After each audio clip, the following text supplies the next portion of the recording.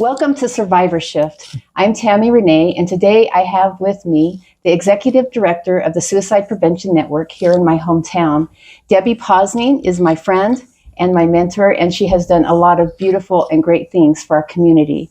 So first, Debbie, I would like you to talk about the Suicide Prevention Network. What is it that your organization does? Well, first of all, I have to say thank you, Tammy, because these are wonderful opportunities for our agency to be a part of. Because every time you talk about suicide, we have a chance to let people know that there is help out there. Right. So thank you for inviting us. And you and I have become really good friends, right? Yes, because you can share a little bit about your story, but let me talk a little bit about what Suicide Prevention Network does in the community. Actually, suicide prevention has been a part of the community, Douglas County, for more than 24 years. Oh. And it started because a young man at 14 years old ended his life in suicide. And the parents thought to themselves, if this could actually happen to us, this could happen to any family. And I thank those parents every single day because they were the ones that were so proactive and said, we need a nonprofit. We need it in Douglas County because there are people out there that are struggling. Wow. And so I took on the position almost 16 years ago. And again, I was a little bit surprised that I got a call. I had just retired from another position, and I had gotten a call, and they said, we need a director in Suicide Prevention Network. Will you take the job? Wow. And it came so much out of the blue that I said, yes. Because I really felt that it was a calling and I accepted it. And oh my gosh, I'm so happy that I did. We have changed so many lives. So really suicide prevention is training and education and resources. Although, even though we are not a 24-hour call crisis center, we get calls all the time and people can walk in the office and we make sure that we help them. Anyone actually that calls or walks in or emails and says they're, worried about a loved one or worried about a neighbor or worried about someone that they just met, a family member, whatever it could be, we can get them help. And that's the cool thing about it, because anyone that asks for help, we can make sure they can get back on a good path. So a lot of people, I don't think, understand that suicide ideation, the idea of suicide, is actually common, right? Right. I think that when I walk into a room and ask, 400 people, how many people have had suicide ideation, their hands go up slowly because they're almost embarrassed to say that that has happened. But it is common. Right. When we worry about it is when a person thinks about it every single day. And when they start thinking they cannot live, when they want to actually kill the pain, and when they have a plan. Right. So when someone calls our office or when someone walks in, that's the first thing we do, is we say, how long has this been happening? What is going on in your life that would give you these thoughts? Do you have a plan? And that's how their journey starts of healing. Okay. Now, you don't offer counseling here at the Suicide Prevention Network, but what you do is you kind of do an intake to see where they're at, and then what do you do after that? So you find out where they're at in this whole process, right? And then what happens? Right. So we have 6 employees here that work here that can take crisis calls, that can take crisis walk-ins, but none of us are counselors. Right. Sometimes I think that might be a little bit easier for someone to call or to walk in. Right. And what we do is we sit down, we listen to what they are experiencing, and we give them the resources. We stay with them, especially if they're in crisis. We stay with them until we can connect them with a resource. But no, we don't take notes. We don't take intakes. We just, at the very beginning, create a nice friendship. Wonderful. I know in my own experience, just having people that A, aren't shocked that you're not doing well, B, aren't trying to tell you just to get over it, right? Right. And then people that are just kind and listen and compassionate, that That's Exactly a huge right. first step in Yeah. helping. That's from my own experience. And I think that when we do our trainings and our education, we go over all of that, Tammy. Right. We say, these are the things that you really should say, and these are the things you really shouldn't say. Right. And so that if anyone is up against someone that is struggling because they are asking for help, because sometimes it's easier to ask a neighbor Right. what's going on, right? We help them do that. We are just responsible to get them help. That's Right. all we do. And when I understand that, and when everyone else understands that, it makes it a little bit easier to make those decisions. Right. So you did mention people come to you when they're concerned about a neighbor, a friend, a family member. And so if we have a loved one or a friend or somebody that we know that we're sincerely concerned about with having suicide ideation on a regular basis, what advice do you give those people that call and ask about that? That's a great question, and thank you for asking that. So there's a lot of different things that we do. It just actually depends upon the level of their crisis. So, for instance, yesterday we got a call from a grandma. Now, this grandma lives in Marin County, not even local. Right. And she had just hung up the phone from her granddaughter, who was actually 33 years old. She wasn't a young, a teen. She was in the middle of her age, right? Maybe some people wouldn't think that was the middle of their age, but anyway. And she said, I'm really concerned.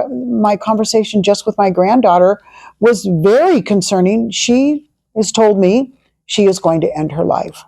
Well, the unfortunate thing about it was we could not call our local authorities to get in, but if anyone calls 988, they will have resources for them.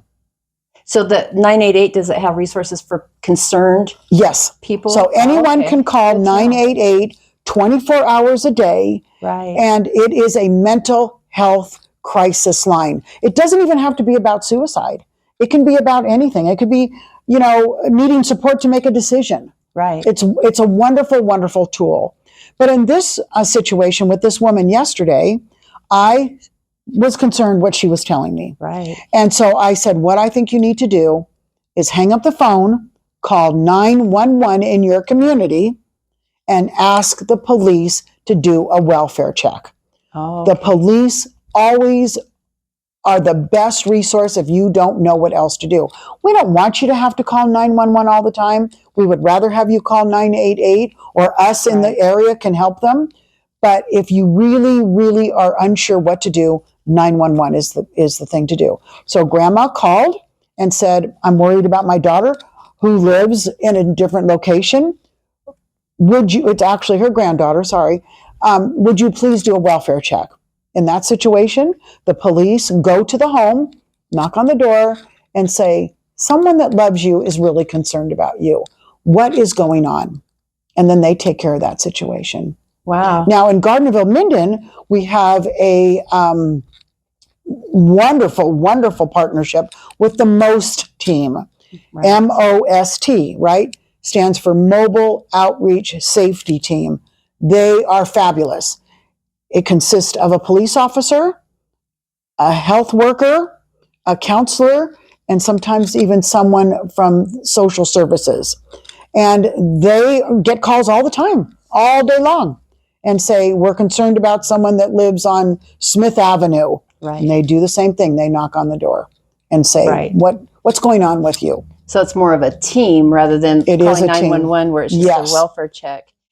So those are really good things to know about when somebody is in actual crisis. Yes. I love that, and I did not know that about 988. Yes. I'm going to remember that. Yes, it's a very important. It used to be, the reason why you probably didn't know about it was because it was always advertised as suicide hotline. Right. And it was 1-800-835. Right.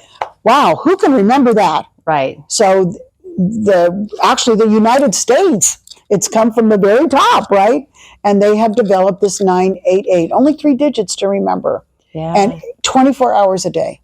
24 hours a day. Now, if they get a call that they're very concerned about, they will also then call the police. Right. So that sounds like a really good step. A wonderful tool. What about if, like, you don't feel like your loved one is actually going to commit the act. I mean, you know, like you don't know how much in crisis they are. What are some things we can do with people that we love? So suicide prevention offers a lot of support groups. Right. You are very accustomed to PTSD. And Tammy's a facilitator. She's a wonderful facilitator. And people that are just struggling, you know, in their journey, not really sure what to do. It's not really a crisis, but they're feeling not, you know, as happy as they could, can attend the PTSD group. That's twice a month.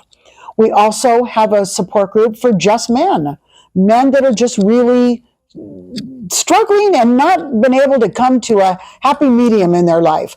And that group always just is amazing to me, because we have had men that have been 50 years old, and 2 weeks ago we had a gentleman that was 86 years old. Oh, wow. I know. So that's a group that, you know, men can go to. It's a private group, but they could call our office and we can get them set up for that. So we have PTSD, we have the men's group. We're hoping to start a women's group very soon. And we have the lost survivor group. Anyone that has lost a loved one to suicide can come to this group, and people sit around a table and they just talk about their experiences. Right. That's what we do in our PTSD support group. Sure. We talk about our experiences and we share tools. What has helped us? What do we need help with? So it's really a community Which feeling. is nice about that group and all of our other groups is you help each other. Right. Yep. So you share something that you've gone through, and someone will say, oh my gosh, I went through that same thing and this is what I tried. You should try it. Right. It's peer-to-peer. Right. Which is really cool. And then we also do another group, Coping with Change. And that is at the community center. It is sponsored by Suicide Prevention. And that is that's an amazing group. It's really grown. That group is for anyone that is experiencing a change in their life. It could be a death. It could be a loss of a job. It could be a divorce. It could be the loss of good health. It could be anything that is a struggle because of some type of loss. And that is really an excellent group too. And that happens once a month at the community center. So all of these groups that we offer under Suicide Prevention Network is preventative. Right. Which is the key, really. Exactly right. And if people really are unhappy with their mental health, come to one of those groups, because that really puts you on the right track. Right. And I think it's probably one of the hardest things for people that are struggling is to admit that they're struggling. Most definitely. That's the hardest thing. It's the scariest part. Yes. I know for me, at first, it's like, no, I should be strong enough. I should be smart enough. I should be whatever to be able to deal with this. And it was the hardest thing I ever did to admit that I needed help and I didn't know the answers. However, as scary as that seemed, once I did, doors opened. Yes. Flew open. Yes. For help. And that's where my healing really started. Right. That's where the healing really starts. Yeah. The first time I met Tammy, we invited her in, and she said, I just want to know about Suicide Prevention Network. So I invited her in, actually she's sitting in the same chair that she was sitting in. And she said, I just have to tell you, I have driven by this office 100 times, but today I'm stopping and I need to talk about what this agency does, right? Yep. Isn't that how it started for you? That's how it started.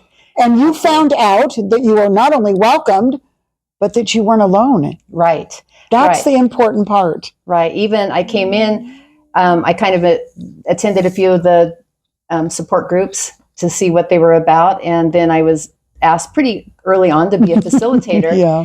And it's been amazing, because even as far along on my healing journey as I was at the time, having other people that really get how it feels, how it feels inside, because I have other people that love and support me, but to be around people that really understand what it feels like. They understand triggers. They understand the kind of daily fight that we have when we have suffered severe trauma, especially emotional, physical trauma. So anyway, but it's been a great a great thing in my own healing journey. And it's always good to, and I think that's what I love about your organization, is that healing always encompasses helping each other. That's exactly right. You know, it's that like peer-to-peer. It's a give and take. Yeah. That's where healing really happens. Well, and I think too, Tammy, and I'm sure you can experience this too, and you said a little bit about it, but when we go through these mental health issues ourselves, the first thing we think is no one ever is going to understand. Right. No one ever has ever felt this way that I do. I'm alone in all this. I have all of this that I have to deal with. And I feel so burdened. Right. I don't know how I could ever get through this. Right. Right? Yep. And so as soon as you say, it's time, walk in that door, you find out that there's so many other people that attend these same support groups that can relate to one another. Right. Right. You don't need a counselor for that. Right? You just have to talk to each other and say, I get you. I really understand what you're going through. It adds a whole nother dynamic to going to counseling. It certainly does. You know, it kind of fills in the gaps. Yes. You know, and helps us kind of live more in exactly our space. Right. So one thing I'm concerned about, I have a lot of family members that are not in our wonderful community that has so many resources. What would you suggest? I mean, is Suicide Prevention Network like a national thing, or is it just an area thing, or is there a way to find those other resources? So interesting enough, Suicide Prevention Network is the only nonprofit in the state of Nevada. Oh, I know we're unique in that. So there's other ways that our state takes care of suicide, but it's not on direct services. We do direct services. So we're really unique with that. But I'm going to go back and say 988. Right. If there is somebody in Minnesota that is really struggling, I would suggest they call 988. Find out what is in their community. You know, find out where they can get help. Let them talk to someone that actually can talk to them. It's not a recording. It's not anything that they can't have a really nice conversation. Right. So I would really, really push 988 as much as I could. I love that. I did not realize 988 was such a huge resource. It's only been 2 years. Yeah, I knew it was. It's only been 2 years. They did the 3-digit, but I didn't realize it was such a broad resource for so people. It's not just, that's what a lot of people don't understand. A lot of people hesitate not to call because they think it is just for suicide. Mental health. Right. It's for mental health. Right. That's great. It's almost like it should be mental health, well-being support line. Yes, it really is. That's really, and I think that's exactly what it is. Yeah. We just, again, as you know, the networking is so important to get that number, those 3 digits out there. Right. And I thought we were doing a great job. But then I talked to people like you that have said, what? 988? What is that? You know? Yeah. So, I knew 988, but I was thinking absolute simply crisis. Okay. You know, that it didn't have all those other resources. Yeah, it doesn't have to be. That is wonderful. And you also mentioned training. So if there are people in our community or in other communities who want to help and who want to gain understanding and compassion for the struggles that others have, what would you suggest? So we offer a lot of trainings. You know, there are trainings to learn what suicide ideation is. There are trainings on how to speak to someone who may have suicide ideation, what to say, not what to, how they help them.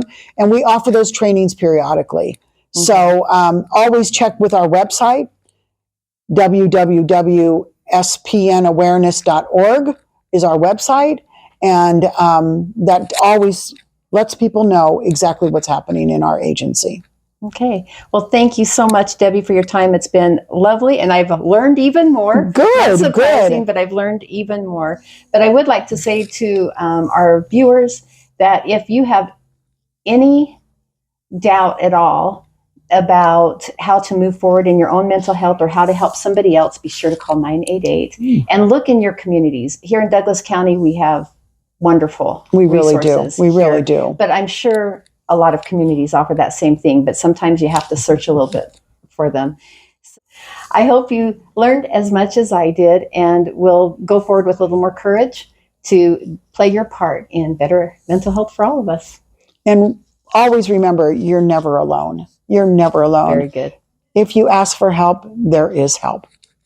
Thank you, Debbie. You're so welcome. Thank you for the invitation. This has been delightful. Thank you.